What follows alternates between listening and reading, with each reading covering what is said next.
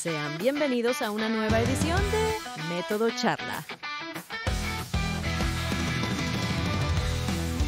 Un espacio donde la experiencia se encuentra con la innovación.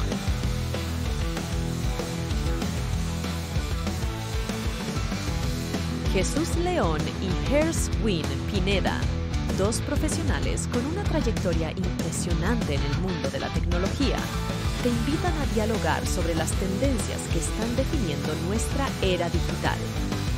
Cada episodio es una oportunidad para aprender de invitados expertos y descubrir cómo la tecnología transforma nuestras vidas. Únete a la conversación y amplía tus horizontes con Método Charla. Hola. Hello. Hola, bienvenidos otra semana más. ¿Cómo me lo tratan? Ahí ¿Sí? vamos. Mal. Me funan. ¿Sí? ¿Te Me funan. Pero no importa. No van a poder.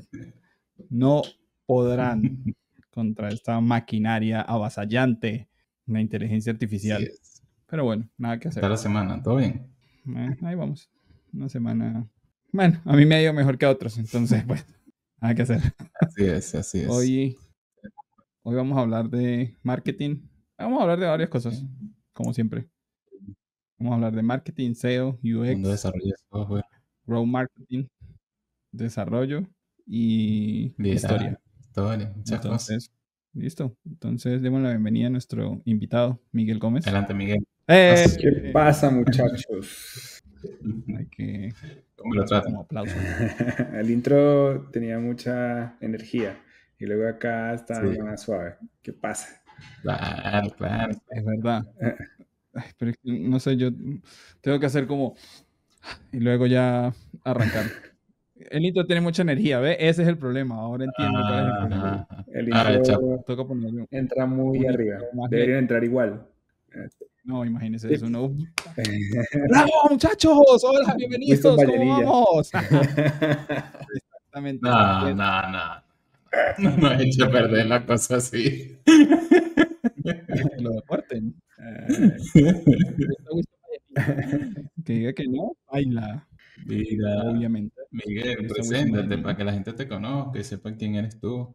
Bueno, muchachos. Mi nombre es Miguel Gómez. Soy del Táchira, Venezuela. Tengo desde los 12, 13 años en temas ya serios de tecnología. Anteriormente, pues, utilizaba las computadoras para jugar, pero desde los 13 años ya haciendo cosas un poco diferentes, y durante todo ese tiempo he estado con roles un poco distintos a los de los skills de tecnología, porque he estado en desarrollo, marketing, y ha seguido saltando durante todo este tiempo. Entonces, actualmente estoy en esa transición igualmente. Nunca he parado como en esa transición. El año pasado estuve gerenciando una fábrica de software. Este año estoy más enfocado en... tomarse la pastilla. Eso ya revela la edad. Sí, ya. Eso ya revela la edad. Y este año vuelvo otra vez a marketing. Entonces he estado como en esos mix de fábrica de software, desarrollo, pero siempre he estado en el mundo de la tecnología durante todo ese tiempo. Sí. Pero ese mundo de desarrollo y de marketing, o sea, puede parecer caminos distintos, pero en esta era digital, pues la combinación entre ambos puede ser una gran ventaja. Pasar de programar a estrategia de crecimiento también requiere ciertas habilidades. Cuéntanos un poquito de cómo fue tu transición, o sea, entre las habilidades técnicas, cómo te han ayudado en el marketing digital.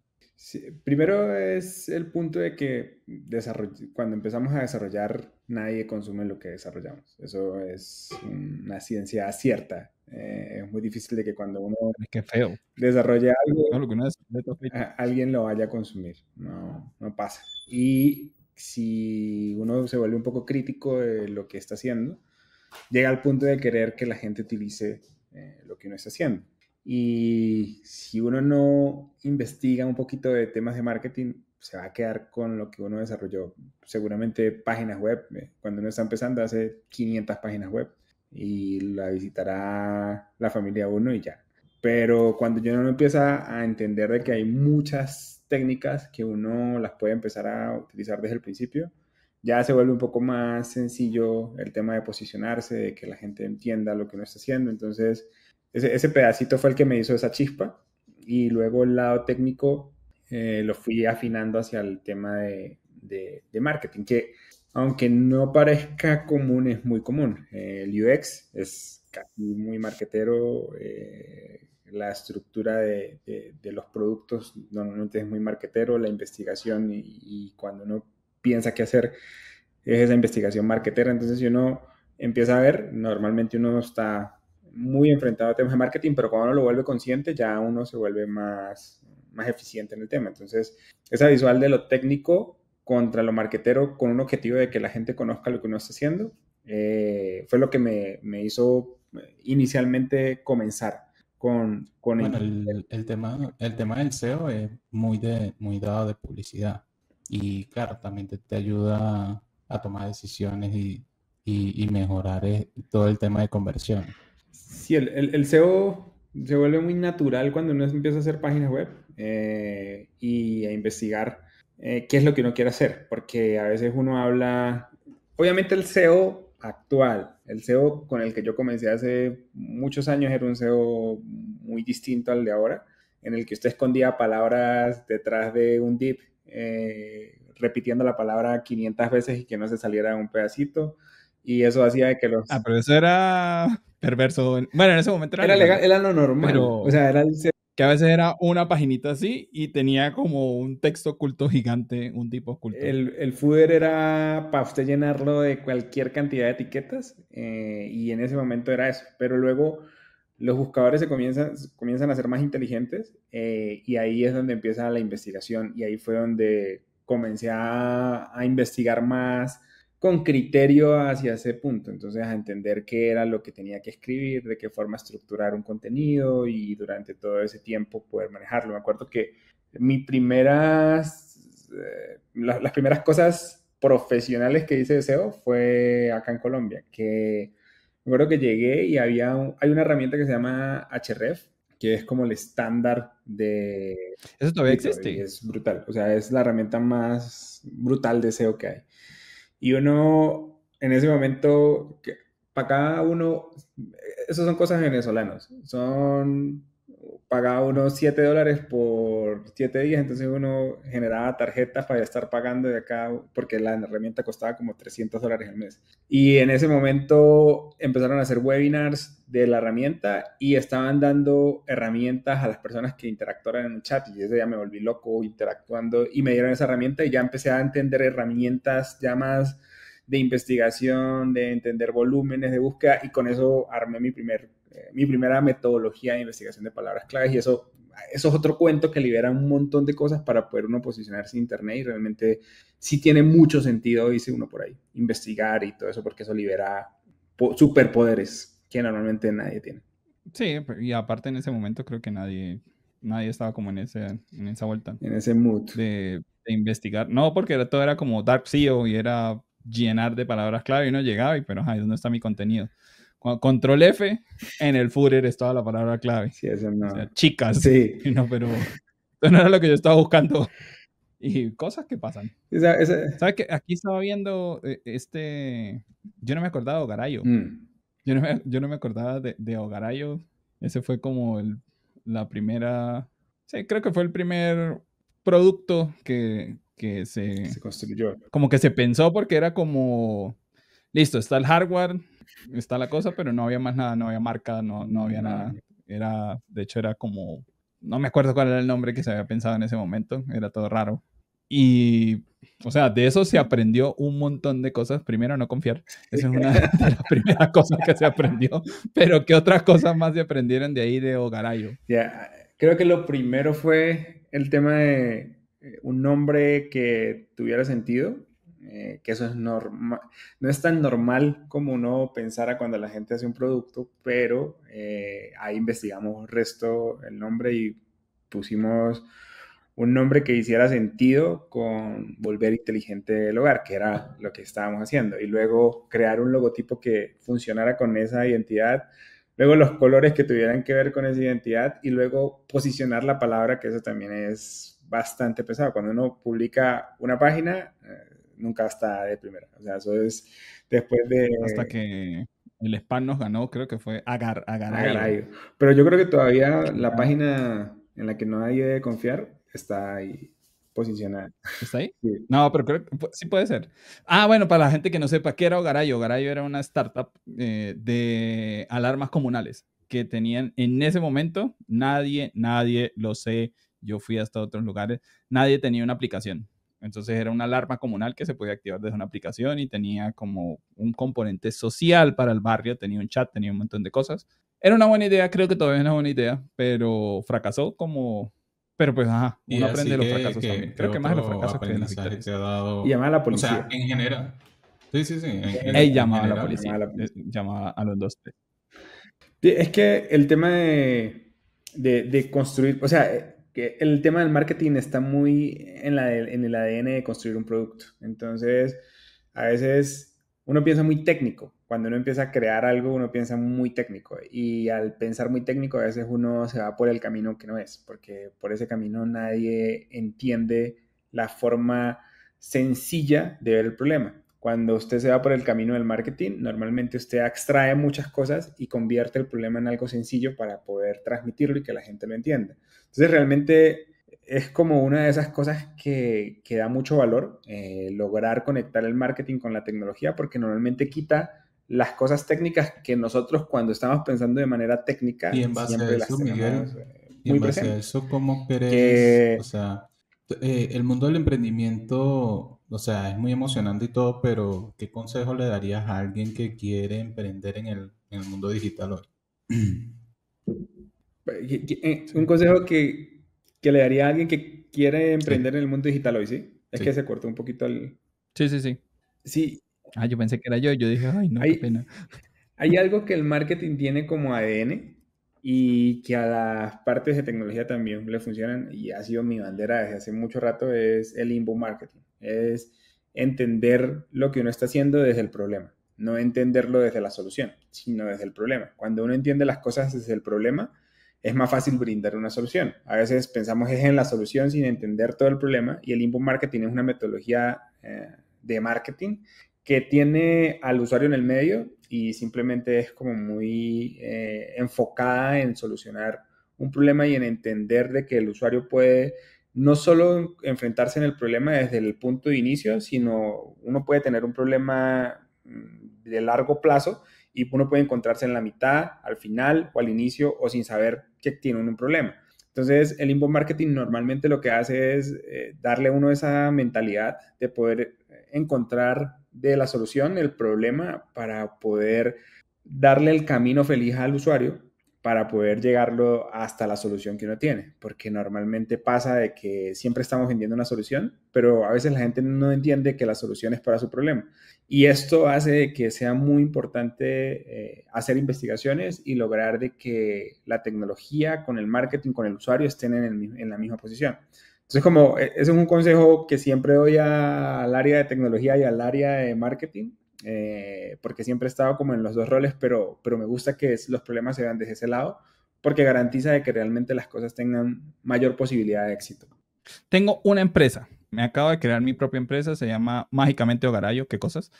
Y la quiero posicionar, quiero ponerle SEO, quiero hacer que resalte.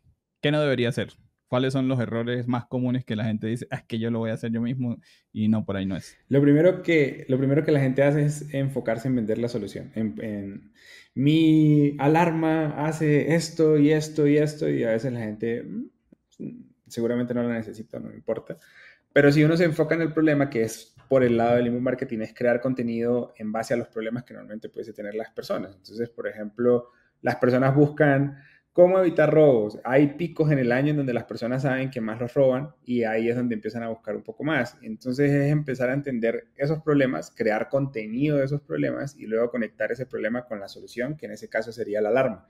Y garantizar de que la gente vaya en una lógica clara de que el problema tiene una solución y la solución es la aplicación que tenemos. Entonces hay muchos temas de que a veces la gente crea un landing page en donde se enfocan solo en la solución, y no hay más páginas de problemas. Y eso he visto cantidades inmensas de landing page de productos que están saliendo que solo se enfocan en eso y hacen de que la gente huya porque no tienen cómo enganchar su problema con esa solución. Y normalmente la gente no conoce esa solución, sino llegan a las soluciones por el problema, buscando en internet ¿cómo? Sí, es que normalmente no buscas el problema, no solución. Pues si lo tuviera la solución la hago yo. Pero lo normal es que... ¿Cómo dejo que me dejen de robar? Pero lo normal es que cuando la gente crea algo, se enfoca en la página comercial en base a lo que hace a su solución. Yo creo que es un error normal porque la gente, como ya conoce el problema que está solucionando, entonces le quiere decir a la gente es la solución que le encontró, pero nunca le contó cuál es el problema que está solucionando. Y la gente... Bueno, hoy en día ese mundo ha cambiado bastante y se ve mucho más difícil el tema del SEO por temas de, por ejemplo, OpenAI ya usa Bing como buscador y no necesariamente Google. Los chicos hoy en día no buscan directamente en Google, sino se van a TikTok. Entonces, yo creo que eso es un reto bastante importante hoy en día también que considerar y errores que no, o sea, que siempre se enfocan, como tú dices, en el problema y quiero posicionarme en Google, pero al final, pues si las búsquedas están saliendo por otra parte, pues tienes que enfocarte ahí. Sí, ahí hay algo que tiene mucha correlación, es que los videos que mejor se posicionan en TikTok y en Instagram son los que hablan del problema y luego una solución. Y es la misma estructura del marketing tradicional de hace años, es el mismo enfoque. Entonces, cuando uno se engancha más en un video, pues normalmente es por eso, porque los hooks o los ganchos que tienen esos videos son el problema y yo ya sé que tengo el problema y luego me van pasando por una solución y me quedo pegado en ese tipo de contenido. Cuando es contenido que quiero buscar, que no es que es para entretener, porque si vamos a contenido de entretener, me puede salir cualquier cosa en los TikTok o en Instagram. Pero cuando es un contenido que normalmente está relacionado con eso, es muy importante. Y hay redes de búsqueda que hay nichos claros. Por ejemplo, las mujeres utilizan Pinterest para poder buscar referencias de cómo vestirse. Entonces, la búsqueda cambia un poco, pero es el mismo concepto. Buscan es un problema, cómo combinar un jean con unos zapatos negros. Y eso lo lleva a esa solución. Pero es buscando el problema. Nunca van a la solución. Y aunado a eso, ¿cómo crees que la inteligencia artificial está...? Siempre es ese enfoque. Siempre va por esos lados. Y aunado a eso, ¿cómo crees que la inteligencia artificial está transformando la forma de tomar decisiones en marketing? Ya el marketing se está volviendo más preciso. Hay muchas cosas que están cambiando. Por ejemplo, cada vez hay más bloqueos de herramientas de seguimiento, cookies y montones de cosas que estaban pasando y ahora es más en base a la interacción que tiene el usuario y en base a si yo tengo ese usuario en mi base de datos, y eso ya tiene un montón de herramientas por detrás que hacen que sea mucho más precisa lo que le va a mostrar al usuario. Entonces, por ejemplo, ya es muy común de que en base a perfilamiento que anteriormente uno decía, ay, es que me están escuchando en Instagram y me aparece, realmente es comportamiento, es si usted buscó algo y en ese momento lo mapearon y en base a eso es posible de que mucha gente después de que haya buscado eso busque otra cosa, pues usted es muy probable de que esté en ese mundo y le van a poner esa publicidad. Y a veces a veces uno no le presta atención a las publicidades anteriores, pero las publicidades anteriores lo mapean a uno hasta llegar a la que realmente uno dice, uy, pero qué raro, ¿por qué me llegó esta publicidad? Es porque anteriormente uno interactuó con 3 o 4 cosas más que le interesaron o no le interesaron y eso lo llevaron a ese nicho puntual en el que cuando yo veo el marketing de una manera más técnica, normalmente me imagino los SQLs, los left join, y cuando cruzo segmentos con segmentos y ahí encuentro ese punto medio, y así lo hace la inteligencia artificial. Entonces cada vez, anteriormente uno lo hacía, uno conectaba una fuente con otra fuente y eso ya es muy automático y ya simplemente lo que uno se va es por características del usuario, cosas que haya visitado y ya luego eso va andando. Pero ese es digamos que la inteligencia artificial tiene dos frentes. Está el de perfilamiento, que es ese, y está el de conversión. El de cuando yo llego y ingreso a una página web, olvidé algo y ya con inteligencia artificial envían un mensaje más cercano a lo que yo estoy pensando, me conecta con otros productos que yo pudiese estar comprando. Si no le doy clic a algo, me dispara otras cosas y ese tipo de cosas cada vez más enfocada en conversión, pero eso está muy apalancado en inteligencia artificial y los segmentos cada vez son más precisos. Anteriormente uno tenía como 4 segmentos. Las personas que entraron, que le dieron clic, que agregaron al carrito y que agregaron al carrito y comprar. Ya esos son los 4 segmentos que existían antes. Ahora es por el tipo de producto que compraron, si son más cercanos a comprar una ropa negra que una ropa blanca porque compraron anteriormente X o Y cosa. Entonces los segmentos se vuelven mucho más grandes y se vuelve mucho más preciso el mensaje que uno le vaya a dar a la persona dependiendo de cómo interactúe con lo que uno está haciendo. Entonces es demasiado loco lo que está pasando con la inteligencia artificial en este momento del marketing porque hace que las cosas sean mucho más precisas y realmente hablen lo que uno quiere escuchar.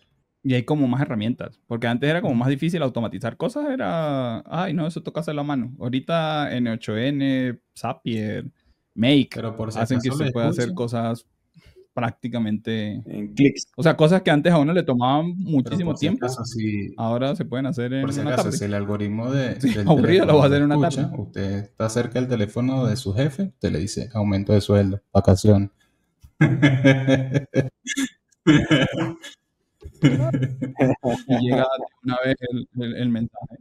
Sí, Pero no, antes no se podía hacer todo eso. O sea, construir a mano, que PHP, que conectarlo, que para ver que la base de datos, que... No. y ahora hay muchas cosas que están dentro del ecosistema que que no se les prestaba atención. Por ejemplo, después de que la persona compra, lo más importante después de pagar es cuándo me van a enviar, cuándo me va a llegar y si me Uy, llegó, sí, yo me calificarlo. desespero. Anteriormente eso era una locura. Ahorita usted en 5 minutos puede conectarse con el API que está en cualquier envía, lo que sea que usted utilice, y usted envía el número de guía, le responde y ya saben dónde está. Y usted ya puede enviarle notificaciones a sus clientes diciéndole su pedido ya envió, ya llegó, se lo devolvieron porque usted no estaba en el momento en el que se envió. Entonces, ya cada uno de los componentes que antes eran pedazos en el aire, ahora cada vez uno los puede tener más controlado. Entonces, por ejemplo, uno antes se encargaba de venderlo y llevarlo a un lugar en donde se lo enviaba. Ahora uno puede hacerle seguimiento a ese paquete y notificarle al cliente sin que el cliente tenga que ir a la página, meter el número de guía, dónde está. Y eso da mucha tranquilidad. Y cuando a la persona le llega el producto, uno ya sabe que le llegó el producto y adicionalmente uno puede disparar ahí, califique si llegó bien, si no llegó bien, si usted se toma una foto con el producto, le doy un descuento. Entonces ya son cosas que se hacen de manera muy rápida, sin necesidad de que uno tenga que estar desarrollando o tener dentro de los equipos como de marketing personas tan técnicas para que hagan ese tipo de cosas, porque anteriormente usted tenía que tener, Es drag and drop exactamente, prácticamente. tenía que tener un Y aquí es, desarrollador. sí, No. desarrolladores para poder armar, ahorita se puede armar una agencia solito con ChatGPT y N8N si quiere, o Zapier o Make o cualquiera de esas herramientas. Hay una que me sale cada rato que es como LepNote, una cosa así, que es el que mató a Zapier, pero no sé cómo lo mató.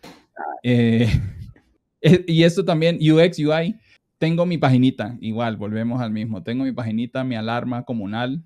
¿Cómo hago para que esa gente convierta, para poder vender? Porque no solo de que visiten Vive el Hombre, también necesito convertir y vender. Sí, ahí hay algo que anteriormente, esto eran, las personas no le prestaban atención a este pedazo, pero cuando uno está en marketing se da cuenta de que es necesario, que es el tema de maquetar antes de programar. Entonces la gente llegaba y se iba directamente a su WordPress, a su programador para que le hiciera el sitio web y no pensaba en la estructura de los sitios web. Entonces, cuando usted entiende la forma ya de poder mostrar el problema para llegar a la solución, las páginas web normalmente tienen una estructura y ahí entra el UI y el UX en donde garantiza de que cuando un usuario ingresa pueda tener lo mínimo para poder leer y eso está relacionado con el SEO. Entonces, por ejemplo, cuando Google ingresa a una página web, él pondera los títulos y los subtítulos y los párrafos dependiendo de los tamaños que tienen. Anteriormente eran etiquetas, se decía H1 y ya. Ahora, por tamaño, él ya empieza a detectar sin necesidad de que la etiqueta esté tan necesaria. Entonces, cada vez es más inteligente el algoritmo para eso, pero la interfaz debe garantizar de que exista una jerarquía. Y a veces la gente no le presta atención a la jerarquía y eso hace que los buscadores se confundan. Entonces, si en este momento la paginita que uno está haciendo para la alarma quiere que funcione, se tiene que enfocar puntualmente en tener una jerarquización de información y lograr de que cuando existe la jerarquía, la gente pueda fluir dentro de la página hasta llegar al punto final, que es registrarme, comprar, solicitar más información. Entonces, el UX siempre ha sido parte del SEO, nunca están como separados, sino es una estructura que debe garantizar de que cuando uno vaya a mostrar el problema, funcione de manera... Que se entiende, que yo pueda llegar y no me toque estar adivinando a ver y ahora qué viene, porque ya uno va como robot, ya uno sabe que scrollea, al final está el botón. ¿Dónde está mi botón? ¿Por qué no está el botón? No, y cuando está de primero, entonces también, ¿y dónde está la información? Sí. Entonces ya queda arriba. Y hay cosas que la gente reinventa y está mal reinventarla. Por ejemplo, es muy normal de que los botones tengan colores y que tengan colores de enlace, que usted ya sabe que cuando una página de noticias tiene texto negro y tiene un botón azul, una palabra en azul, usted le puede dar clic y eso es un enlace. Eso usted ya sabe que eso es un enlace. Pero hay gente que empieza a cambiar ese tipo de conceptos que ya de manera natural el usuario conoce y empieza a poner otras cosas como subrayarlo. Y la gente, porque estamos innovando, usted no lo entiende, es innovación. Pero se van por ese camino y... Vamos a hacerle en Flash. Exacto. Toda la página en Flash otra vez. Y eso daña todo. Entonces, las interfaces y el UI funcionan de una forma en la que se garantice que los usuarios, con lo que conocen, el usuario normal conoce Google. Entonces, uno tiene que basarse en muchas estructuras que tiene Google para poder replicarlos en el sitio web. Y si uno las cambia por algo que uno cree que es lo mejor, pero no tiene un estándar, pues se va por un camino que posiblemente... Bueno, prueba de ello es no todas las UX de todos los LLM que tenemos. Todos son iguales. Sí, pero pues, ajá. Sí. Dígame si hasta ChatGPT la hace así. Sí, es que... Y son interfaces que ya la gente conoce. O sea, anteriormente la gente interactuaba con algo, ahora ya se volvió un estándar. Y si usted le cambia el estándar... O sea, por ejemplo, la inteligencia artificial al inicio... A ver, esto es algo raro, pero cuando empezó la inteligencia artificial, uno pensaba que uno iba a estar hablando literal con un aparatico porque estaba Alexa, porque estaba... Con el Alexa. Pero esa no era la interfaz natural para la inteligencia artificial. La interfaz natural se convirtió en algo más privado, en donde las personas pueden escribir, porque imagínense el tipo de preguntas que a veces uno le hace uno se ve re pendejo hablándole así. Alexa, y, o sea, no le va a hacer las mismas preguntas que le hace a ChatGPT. Y ChatGPT ya tiene una interfaz que uno puede hablar con ella, pero igual el uso sigue siendo el chat, no la interfaz de hablar. Hasta mira, pero a uno no le interesa que mire, sino es algo más preciso. Entonces, ya eso se convierte en un estándar y ya para nosotros, seguramente en 3, en 4 años, ya es natural y es lo normal y para todo el mundo va a ser que la única forma de utilizar la inteligencia artificial va a ser por medio de un chat. Es que sí, yo creo que antes, no, es que uno se ve súper, y de paso, usted le habla a Siri y Siri, después de que usted ya dijo todas sus pendejadas, lo siento, no entendí. Por favor, o sea, ahora me va a tocar volver a repetir. ¿Y qué va a decir la gente que está al lado mío otra vez yo repitiendo? Pero por ahí... Entonces el texto me funciona. Sí, el texto a todo. Porque por ahí ya viene con inteligencia artificial la nueva Alexa con Sonnet. Eso igual va a ser igual de pendeja. O sea, a mí no me... Espero verla y que me sorprenda y que yo diga, ay, mira, sí la arreglaron, pero no creo. Y es porque es otra cosa diferente. O sea, para mí una casa inteligente, cuando yo pase debería prenderme la luz y no tener que decir, Alexa, ¿será que me puede prender la luz del pasillo que no veo? O sea, eso no es tan inteligente. O tener que escribirle, Alexa, prenda la luz del pasillo. No tiene sentido. O sea, yo debería pasar, se prende la luz. Eso es inteligente, lo demás es raro. Y cada comportamiento va a ser diferente. O sea, es que ese tipo de cosas también son muy del contexto en el que esté la inteligencia artificial y no se puede comportar igual con todo el mundo. Entonces, las inteligencias de ese tipo se comportan igual y eso es tenso, porque, por ejemplo, si usted está solo en su casa y se para a la 1 de la mañana a ir al baño, pues a usted le interesa que se prendan las luces. Pero si usted está con otra persona, usted o sea, usted se para y se prenden las luces, no, o sea, sí, es raro, no va a pasar.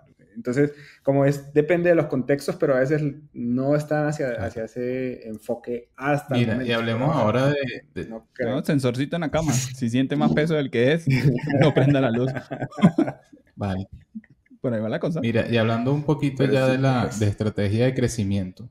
Imagínate que yo soy una startup y estoy comenzando y no tengo muchos recursos. ¿Cómo definirías una estrategia efectiva para ese crecimiento? Dime que eres venezolano sin decirme que eres venezolano. Sí. Ya pasamos por esos escenarios varias veces. Sí, por eso ya. Ahí sí tenemos, pero experiencia. Una masterclass podemos hacer. Una de las cosas que ahí tiene sentido es una terminología que se llama Grow Marketing. Grow Hacker, que es utilizar herramientas y técnicas que garanticen de que lo que uno tiene pueda replicarse y pueda tener un voz a voz mucho mayor. Por ejemplo, cuando usted lee el libro de Grow, la Biblia que se tiene como para eso es Sam Nellis, creo que se llama el escritor, y el man habla de los casos que se utilizaron normalmente en el Silicon Valley para poder hacer crecer como Airbnb. Entonces, Airbnb inicialmente no tenía plata y necesitaban tener una cantidad de gente registrada como para que mostraran tracción. Y lo que hicieron fue un bot que iba a unas páginas amarillas, agarraba la información y la montaba. Y eso empezó a generar tracción porque tenían mejor SEO que la otra página y hacía de que ellos cuando buscaran algo en algo muy puntual aparecieran. Entonces, no utilizaron plata, utilizaron tecnología para poder estar en las primeras posiciones en un problema. Y eso es lo que normalmente uno debe hacer, tratar de que no solamente es plata, sino lograr de que puedan utilizarse correos electrónicos de manera óptima, correos electrónicos en frío, garantizar de que cuando se vaya a hacer pauta al lugar en donde vaya a llevar a las personas realmente esté bien organizado para que la gente mientras ingrese entienda el problema y con mayor posibilidad se registre. Y sobre eso hay muchas cosas como, por ejemplo, creo que LinkedIn creo que fue una de las cosas como también relevantes que agarraba y cuando usted se registraba le decía, por casualidad le gustaría importar la lista de sus contactos para que estén dentro de su mismo ecosistema. Y, sí. Y usted una vez subía ahí las 200 personas, los 100 peruanos con los que usted jugaba Gombao y las otras 100 personas que sí conocía y subía todo eso y sobre eso empezó a generar esta atracción porque tenía mucho usuario y cada vez que usted se registraba, los importaba, les enviaba un correo diciéndole, hola, Miguel está en LinkedIn, ¿te gustaría hacer conexión con él? Y eso son técnicas que son menos costosas y hacen de que realmente exista una atracción. Entonces, si tienes una página web y, por ejemplo, las personas se registran y pueden agregar a sus amigos, pues enviar un correo y al final decirle como, esto es hecho y con la gente le genera curiosidad, le da clic y van a la página y eso genera ese tipo de atracción que al inicio uno no lo entiende tanto y normalmente hay palancas, eso es como el estándar, uno tiene una página y hay cosas que funcionan más que otras y uno tiene que tenerlas claras, no sé, la pauta mueve esta palanca, correos electrónicos en frío mueve esta palanca y sobre eso usted tiene tasas de conversión y poder manejar como todo el ecosistema. pero hay mensajes de texto, hay cosas que son más económicas que otras, entonces cada una de esas estrategias de grow uno las puede utilizar dependiendo del momento en el que uno esté, de la capacidad económica que usted pueda tener en el momento del lanzamiento de algún producto, pero no descartar nunca nada. Nosotros, me acuerdo una vez en Venezuela, esto es, no voy a decir nombres, sino voy a explicarles la técnica que se utilizó, pero compramos publicidad dentro de una página web que tenía muchísimo tráfico. Y lo que hicimos fue decirles, no quiero poner un banner, quiero algo que se mueva. Dentro de ese banner que se mueva había un píxel de seguimiento, entonces nosotros enviábamos y le decíamos al lugar donde compramos la pauta, por favor póngame este pedacito y no me pongo una imagen, sino este pedacito que es código, y eso es inofensivo. Ponían el banner y ya yo estaba teniendo la atracción de todas las personas que visitaban esa página, y esa página podía tener, no sé, 3 millones de visitas al mes. Y yo ya tenía de manera organizada qué páginas visitaba, qué contenido estaban viendo, y sobre eso hacía pauta y les llegaba con el contenido que yo quería. Y el banner me costaba, no sé, eran como $20 poner el banner ahí. Pero si yo hubiese pagado por tener la posibilidad de llegar a todo ese tráfico y poder marcarlo, me hubiese costado $10,000 fácilmente. Entonces, no les estoy diciendo que se van por ese camino, pero era lo que uno hacía en ese momento para poder... Eso sí era dark. Sí, eso ya recuerdo. Era técnicas de oscuras. Pero a grandes rasgos, eran momentos oscuros. Iterar rápido, medir todo, es optimizar constantemente en función de los datos y así. Es la mejor estrategia. Hay una herramienta que recomiendo en este momento mucho, que es Clarity, que es de Microsoft y es gratuita, y uno tiene mapas de lo que las personas están haciendo en el sitio web, que eso es importante empezar a medirlo y hacer A/B test. No sé, hay cosas tan sencillas como cambiar el color a un botón que hace de que pasen de por cada 100 personas una venta a por cada 100 personas 2 ventas, solamente por hacer esos ajustes. Entonces, con Clarity uno normalmente lo que hace es identificar bien a los usuarios, cómo se comportan en los dispositivos en los que están, y es gratuita, o sea, no tiene uno que pagar nada. Y hay otra herramienta que se llama Mixpanel, que normalmente uno, cuando construye un producto, sabe cuáles son los momentos del producto, cuál es el momento wow, cuál es el momento en el que uno dice, esto es lo que yo necesito que haga el usuario, y normalmente no se tiene tan presente. Entonces con Mixpanel uno puede hacer un mapa de traqueo del sitio y uno saber, si este usuario llegó hasta aquí, es muy probable que me compre. O si este usuario llegó acá, es muy probable que haga esta función. Entonces, ese tipo de cosas uno las tiene que medir, y con herramientas como ese tipo las puede empezar a identificar, porque, por ejemplo, lo primero que uno hace es instalar Google Analytics, pero no da tanta información de producto. Entonces, si vamos a enfocarnos en ese tipo de crecimientos, el Mixpanel es Grow, es realmente entender qué es lo que está haciendo el usuario dentro del sitio. Eso usa cookies. Eso usa cookies porque Google las quiere quitar. Tiene como toda la vida diciendo que este año sí, este año sí. Ya. Y Mixpanel se volvió ya como una librería. Entonces ya es como una librería de seguridad que uno instala dentro del sitio. Entonces, pues uno simplemente la instala y ya forma parte del código que usted tiene. Entonces lo puede utilizar enviando eventos desde el backend o enviando eventos desde el frontend, dependiendo de donde sea más lógico. En donde se usaban cookies, ¿sí está la gente preparada para que se vayan las cookies, o Google le va a tocar volver a atrasar otro año? Lo están retrasando cada vez más. O sea,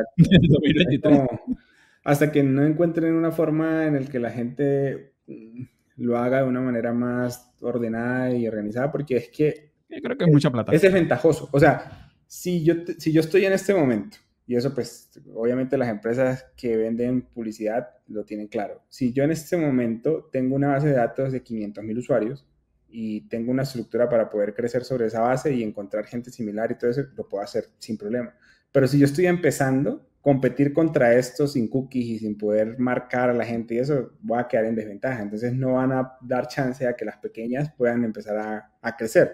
Y por eso han retrasado, a mi parecer, tanto el crecimiento, como sacar todo ese tema porque no van a tener la forma de poder marcar a la gente para poder vender lo que normalmente venden, que uno lo que no tanto le venden la publicidad, no tanto le venden la posibilidad de poner publicidad, sino la posibilidad de poner la publicidad a las personas que realmente están interesadas en lo que usted está vendiendo. Entonces, al quitar eso, pues... Yo creo que si quitan eso sería como retroceder años otra vez a cuando le salía a uno cualquier cosa y uno, ay, yo qué va a querer yo aguacate, si estoy bebiendo, o sea, no quiero aguacate. Sí. O se volverían otra vez a las técnicas oscuras o a un montón de cosas raras que se va a inventar la gente para volver a tener la misma funcionalidad. Entonces mejor como hacerlo bien, sí, que pasen cosas como... Hay dos cosas que son... Estamos en el 2025 y todavía uno las ve como un poco lejanas y teniendo toda la tecnología todavía son raras que no estén. Primero el tema de los cookies, que eso ha sido extendido, y el tema de la medición real de la conversión. O sea, uno en este momento saber exactamente, lo hace con más exactitud que antes, pero saber exactamente de dónde un usuario viene y cómo hizo todo el mapa para llegar, hay cosas que rompen y uno la conversión se pierde, porque, por ejemplo, las tecnologías de Latinoamérica tienen cosas que son complejas.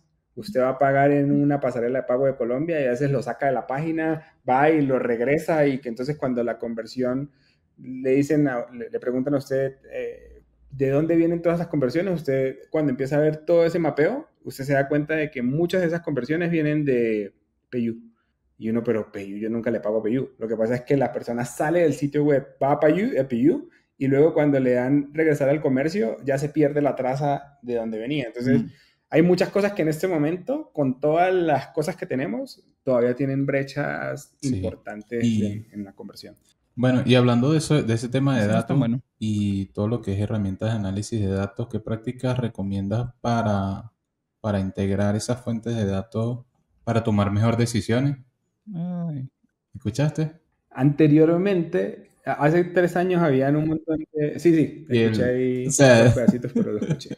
Estaba rapeando. Estaba hablando con el modem. Anteriormente era muy loco consolidar toda la información en un lugar. Entonces existían herramientas que lo que hacían era conectarse a los APIs y traían la información y se lo conectaban a un Google Sheet, y después usted ese Google Sheet lo conectaba a un dashboard de Data Studio y sobre eso usted crea los tableros para conectarse y eso. Actualmente ya las mismas herramientas tienen muchas facilidades de poder conectarse. Se fue Jesús. Tienen muchas herramientas para conectarse. Por ejemplo, hay temas de Facebook que ya en este momento usted ingresa y tienen generador de tableros, y eso es brutal, que anteriormente no estaba. Es que eso es lo mejor. Entonces, o sea, porque uno gastaba tiempo en eso tratando de acomodar los datos y ahora se lo sugieren. O sea, genial. Exacto. Entonces ya tienen plantillas, usted puede agarrar, lo pone y funciona. Que eso antes lo tenía Google Analytics. Uno en Google Analytics llegaba y decía, voy a buscar tableros que hayan construido en la India, porque la gente estaba loca y creaban un montón de tableros, usted los importaba y ya quedan brutales en su Google Analytics. Ahora eso no está, porque Google Analytics cuando cambió ahora, usted tiene que configurar casi que sus propiedades de manera tan individual que no es tan estándar para las otras gente, y ahora es más estándar dentro de las herramientas que se puedan hacer, excepto Google Analytics. Ahorita Google Analytics es una ciencia diferente, tiene otras características que el Google Analytics de hace 5 años. Entonces ahora las herramientas están yendo a que tengan sus propias herramientas de generación de informes, y esa generación de informes también pueden disparar procesos automáticos. Entonces, por ejemplo, si usted hace una campaña y usted tiene un informe y se da cuenta de que este indicador ya es importante, usted ya luego configura que cuando un indicador X se pase de un monto o de un porcentaje, apague la campaña.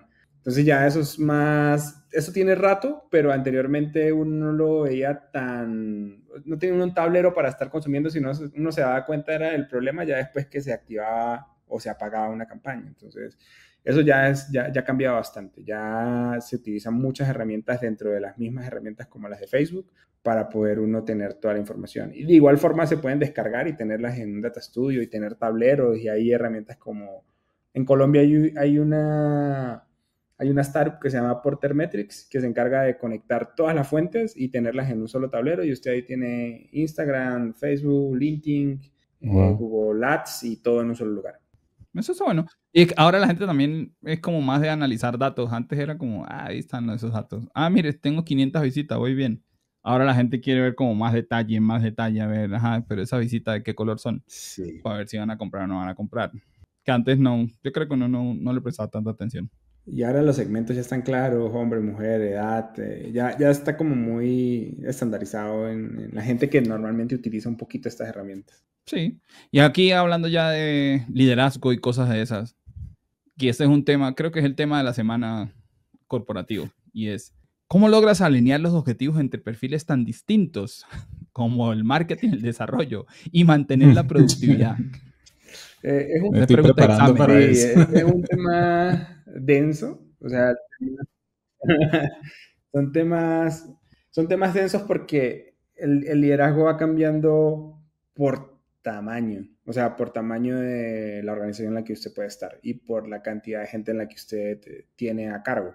Entonces, normalmente, primero, siempre hay objetivos que parecen ser claros dentro de la compañía, pero a veces no son tan claros para todo el mundo, y el objetivo es tratar de bajarlos lo más rápido posible a todas las personas con las que usted trabaja para garantizar de que todos estén alineados. Pero a veces, cuando las cosas cambian tan rápido, a veces es muy difícil usted, mientras está bajando la información, ya aquí arriba las cosas cambian. Entonces, todo depende de los tamaños de la organización, de los equipos, pero siempre creo que una de las cosas más importantes es poder tener claro el objetivo final hacia donde se quiera ir.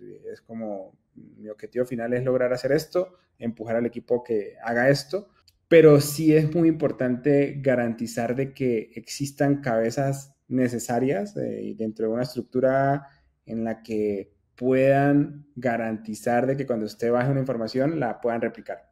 Esto uno creyera de que, hago esta estructura, la hago así, esto va a funcionar perfecto, pero no hay nada más difícil que eso. O sea, eso es súper difícil. Está mute, sí.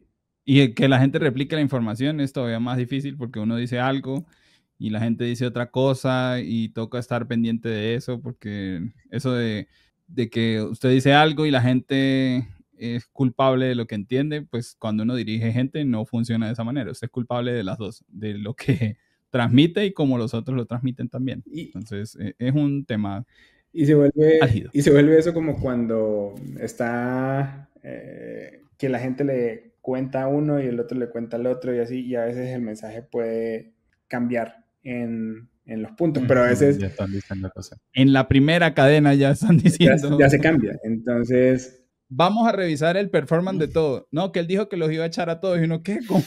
¿En qué momento se convirtió eso en eso?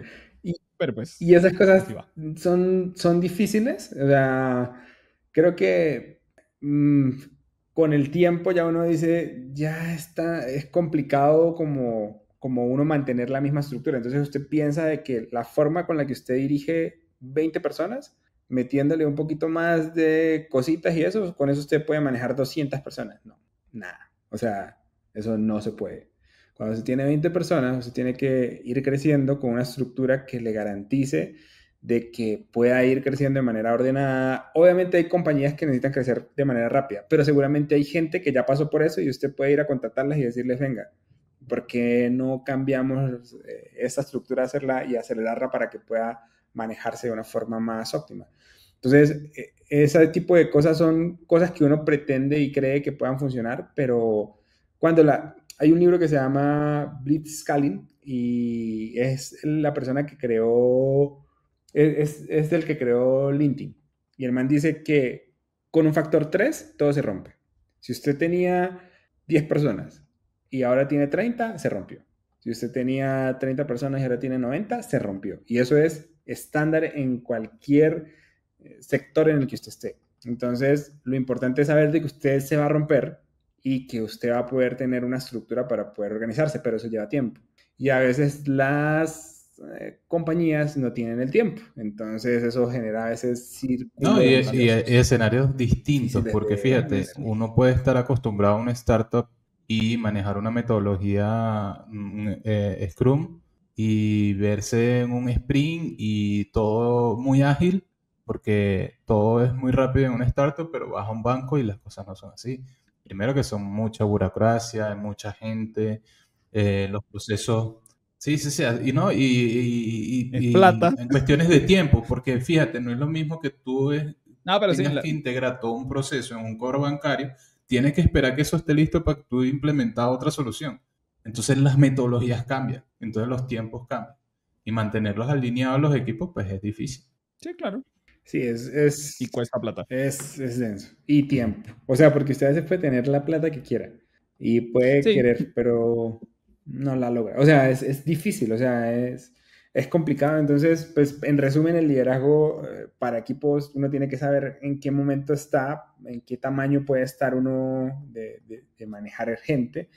Y sobre esa estructura, saber de que se pueden romper las cosas. O sea, no está bien uno pensar de que el plan que uno desarrolló es el plan con el que va a llegar hasta el final. El plan puede iterar 25 veces.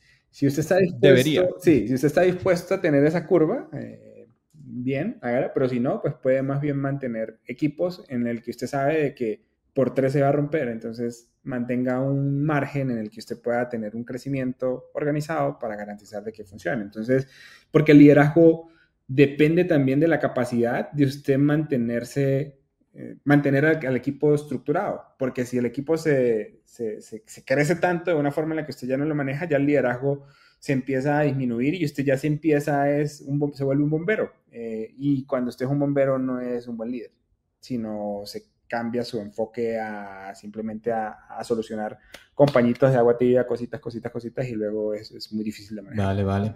Miguel, ahora hablemos un poquito del futuro. O sea, Miguel, ¿cómo? Ajá. ¿Subirá el Bitcoin? ¿Cómo imaginas tú el marketing digital en los próximos años? No te lo voy a poner tan lejos en los próximos 5 o 10 años, porque con este tema de la inteligencia artificial, las tecnologías y bueno, la evolución que tenemos, pues sabemos que es muy constante, pero ¿cómo tú imaginas el marketing digital el día de mañana? Tengo 2 escenarios. Un escenario positivo, que mucha gente comience a interactuar con inteligencia artificial para poder crecer cosas de manera rápida. Eso normalmente va a acelerar las economías, va a hacer de que la gente se sienta más... va a generarse realmente un consumismo muy direccionado a lo que usted necesita y eso se va a volver más preciso. Entonces ya hay cosas que le van a dejar de importar y hay cosas que van a ser más importantes para usted. Entonces ese es mi escenario más optimista, en el que posiblemente con la inteligencia artificial hay muchas cosas que ya vayan a ser previamente filtradas por también sus intereses. Y eso va a garantizar de que le lleguen las cosas como más ordenadas en base a lo que usted esté buscando, queriendo. Y eso es como la parte que yo diría bien. Pero hay otro punto que es el que no sabemos qué va a pasar. Muchas de estas tecnologías en este momento están apalancadas por plata de otras empresas y en algún momento esa plata se va a acabar. Y ahí es donde empieza la forma en la que pudiesen empresas empezar a pagar por tener alguna posición como en Google, un poco más relevante para cuando la búsqueda sea sobre algún elemento muy puntual. Entonces, el otro pedazo me genera un poco más de incertidumbre y no sé cómo se va a manejar, pero es que todo se maneja con plata. Y cuando la plata se acabe y dejen de inyectarle plata a las herramientas que normalmente son las que utilizan todo el mundo, porque usted puede utilizar una inteligencia artificial instalada en su servidor y hacer lo que usted quiera. Y por $20 ChatGPT no, o sea, no es sostenible. Toca imaginarse cómo le van a meter la publicidad. Exactamente. Y ese pedazo es el que es complejo. O sea, ese pedazo es el que no tengo ni idea de qué forma se esté pensando. No sé qué va a tener más relevancia dependiendo de, no tengo idea, pero pues hacia allá seguramente estén pensando cosas, porque con $20 no es sostenible esto en el largo plazo. O sea, en algún momento se va a acabar la plata de eso y ya la gente va a dejar de invertir en eso porque ya todos van a estar en una posición dominante en donde ahorita en este momento los cambios son significativos, pero va a llegar en un momento que los cambios van a ser mínimos. O sea, cada vez van a ser más pequeños porque ya vamos a llegar a un punto de maduración. Es como los procesadores. O sea, ya usted escucha que cambia el procesador, pero realmente no es tanta la diferencia que usted nota. Un porcentaje de la población sí lo nota, porque un porcentaje de la población seguramente instala... Es que antes era absurdo. Exacto. Ahorita por lo menos los M1 son 20%, que 20% es un montón, pero es que cuando lo presentaron era que es 200% más que el otro, que uno dice, 20% ya para mí no es nada. Exacto. Entonces, y así van a... Y cada vez va a ser menos. Entonces, pero ese menos va a ser de que menos empresas estén invirtiendo en inteligencia artificial de la forma loca en la que están haciendo y se enfoquen más en generar publicidad o en algo que realmente les vende. Pero de hecho, ChatGPT acaba de lanzar el 4.5, la versión 4.5, y es más pesado y que requiere más procesamiento y es más caro el API. Ya lo vemos, o sea, la API es mucho más cara ahora que ahorita. Y ahorita hay pocos competidores, o sea, hay competidores, pero todavía están todos ahí, pero en algún momento van a haber más competidores y van a hacer cosas distintas y van a romper. Son los chinos que nos quieren engañar con sus modelos baratos, que también sabemos que no son baratos, pero pues, si ellos se creen la mentira, quieren que uno les crea. Y eso va a pasar en algún momento, o sea, se adelantaron mucho. Esto seguramente va a pasar de manera natural en unos 5 años, pero en este momento todos están compitiendo con las mismas palas. Pero más adelante alguien va a enchular una pala de una manera loca y va a decir, lo que ustedes hacen no hago yo realmente a la mitad o a un cuarto. Pero en este momento todos están con las mismas palas. Sí, y aquí ya nos vamos a poner filosóficos porque ¿qué vamos a hacer? ¿Qué cambiaría? ¿Qué haría diferente si pudiese otra vez empezar de cero? Yo tengo, pero eso es muy personal porque tengo problemas que son complejos, pero me han limitado un poco el crecimiento. Hay cosas que anteriormente me costaba leer mucho, o sea, me costaba leer para temas de crecimiento, de empoderarme en elementos que yo necesitaba madurar más temprano. Y ese punto, pues, creo que me hubiese gustado, lo cambiaría, entender un poquito más de cosas más profundas, de cómo uno debería organizar equipos, temas de metodologías, que anteriormente eran como, por ese agilismo de hacer las cosas rápidas, uno no se paraba a pensarlas, sino simplemente era como, entendí esto, hágale, entendí esto, dele. Y pues ese tipo de cosas ayudan cuando está uno en una posición de muchas personas. Ahí la metodología tiene mucho sentido, ahí tiene mucha estructura para poder bajar la información y poder tener una gobernanza diferente al día a día, de que cuando usted está en una startup puede tener 20 personas o 30 personas y usted tiene la posibilidad de saber los nombres de cada una de las personas, hablar con cada una de ellas y dar una dirección. Cuando crecen las compañías de manera muy grande, es muy difícil cuando usted no tiene esas bases tan sólidas, entonces uno las va ignorando y uno no lee ese tipo de cosas. No es que anteriormente no era que no leía, sino leía otras cosas que me importaban un poco más en base al agilismo. Pero pues también siento de que uno está en esta posición porque también hizo el otro pedazo. Entonces... Sí, yo creo que es algo que no hay manera de saberlo, porque si hubiese empezado estructurado, no hubiese podido iterar, probar y fracasar y aprender. Entonces creo que uno nunca va a llegar como a ese equilibrio que uno quiere, ¿no? Sí, si yo pudiera cambiarlo manteniendo lo que sé, seguramente entonces digo, me voy con este pedacito para poder hacerlo. Pero cambiar, creo que me siento como con pero, todo bueno, lo que y en vista, seguimos con el tema filosófico, pero ya este es un poco más inspirador. O sea, ¿qué consejos le darías a un chamo que esté iniciando en el marketing digital? O sea, ¿qué le dirías? O sea, ¿qué consejo? Bueno, eso. Un chamo o una chama, sea inclusivo. Chavitico.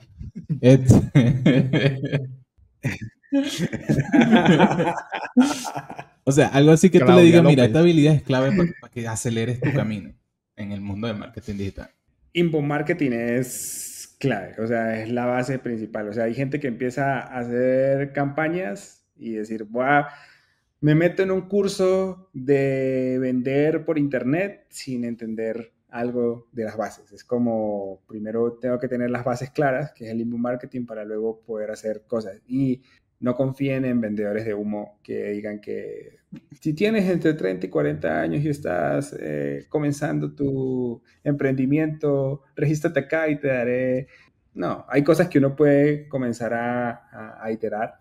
Y este tipo de cosas, o sea, lo que estoy diciendo no es mentira, la publicidad en este momento que más tracción está llevando para vendedores de cursos y eso, es utilizar esas palabras. Entonces, porque ya son personas que lo ven como que una persona entre 30 y 40 años quiere emprender, y ese mismo mensaje se lo muestran a personas jóvenes entre 15 y 25 años, y se van por ese tipo de cosas, en donde están personas que venden cursos para cambiar su vida y trabajar solamente 2 horas a la semana, y ese tipo de cosas no funcionan. Entonces, ojo con eso, y más bien váyanse por los fundamentales, que son el inbound marketing, entender muy bien cómo un consumidor realmente se puede conectar con la solución que uno tiene, que es mediante el problema. Eso es las bases de todo.